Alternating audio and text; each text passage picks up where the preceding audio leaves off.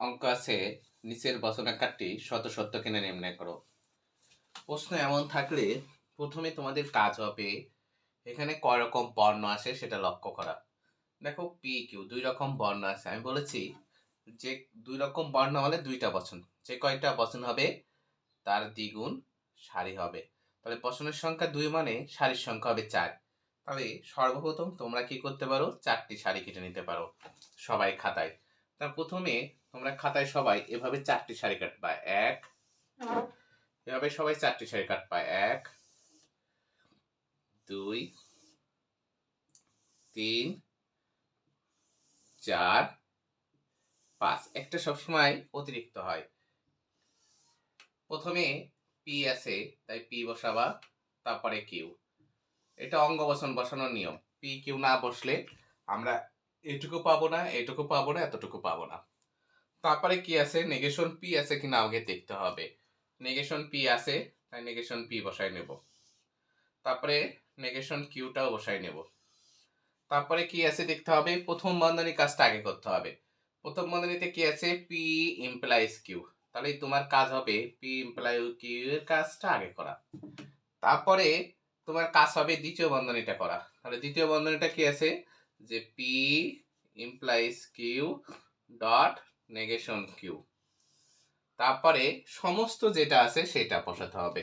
তাহলে সমস্তটাই আছে দ্বিতীয় বন্ধনীর শুরু, প্রথম বন্ধনীর শুরু, পি ইমপ্লাইজ কিউ প্রথম বন্ধনী শেষ, ডট নেগেশন কিউ দ্বিতীয় বন্ধনী শেষ, ইমপ্লাইজ নেগেশন পি। এ হয়ে গেল। এটুকু আমি একটু বেশি করে ফেলাইছি তাই এটা মুছে দিলাম আমি। ঠিক আছে, এবার প্রথম স্তম্ভে যে কয়টা সারি থাকবে তার অর্ধেক সংখ্যক সারিতে টি বসে, অর্ধেক সারি সংখ্যায় এফ বসে। তাহলে দুটো টি বসবে, দুটো এফ বসবে, তাই বসালাম।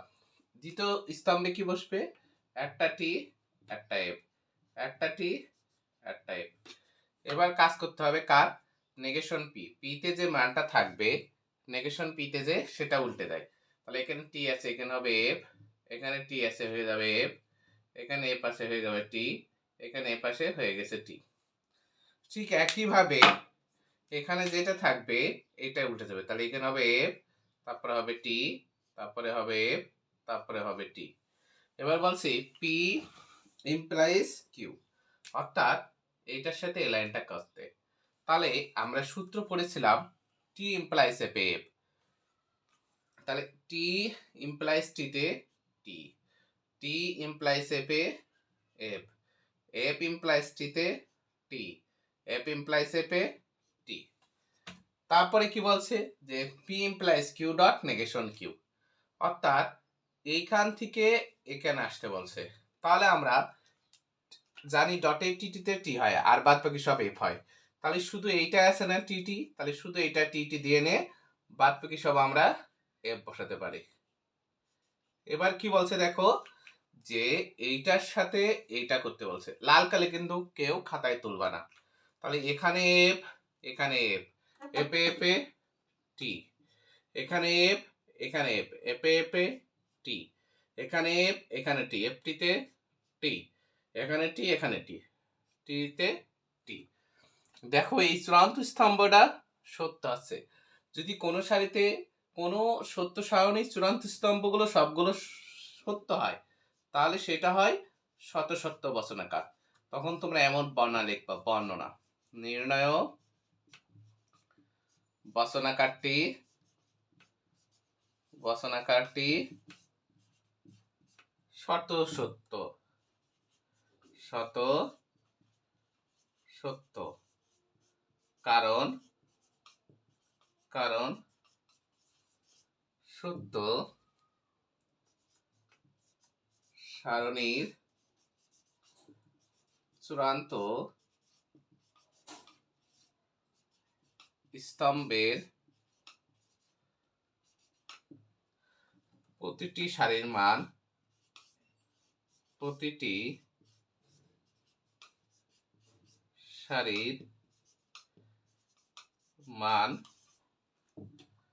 সত্য প্রমাণিত হয়েছে, সত্য প্রমাণিত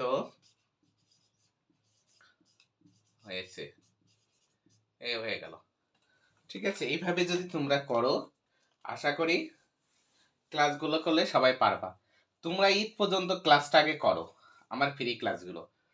যদি ফ্রি ক্লাসে তোমরা না বুঝতে পারো, যদি কোনো সমস্যা হয়ে থাকে আমাকে জিজ্ঞেস করো, আমি বলবো। ঈদের পরে যদি তারপরেও ফ্রি ক্লাস করার পর তোমরা না বোঝো, আমি পেইড ব্যাচ চালু করব, তখন তোমরা আমার কাছে পড়তে পারো বা যে কোনো স্যারের কাছে তোমরা পড়তে পারো। তার আগে কেউ কোনো স্যারের কাছে পড়ো না, এটা হলো আমার সাজেশন বা উপদেশ। আগে তোমরা ফ্রি ক্লাসগুলো শেষ করো, দেখো আমি কিভাবে শেষ করে দিই। তার পরবর্তীতে যদি না বুঝতে পারো তখন যে কোনো স্যারের কাছে পড়ো, আমার কাছে পড়লে পড়তে পারো বা কলেজের স্যারের কাছে পড়তে পারো বা যে কোনো অনলাইন স্যারের কাছে পড়তে পারো, কোনো সমস্যা নাই।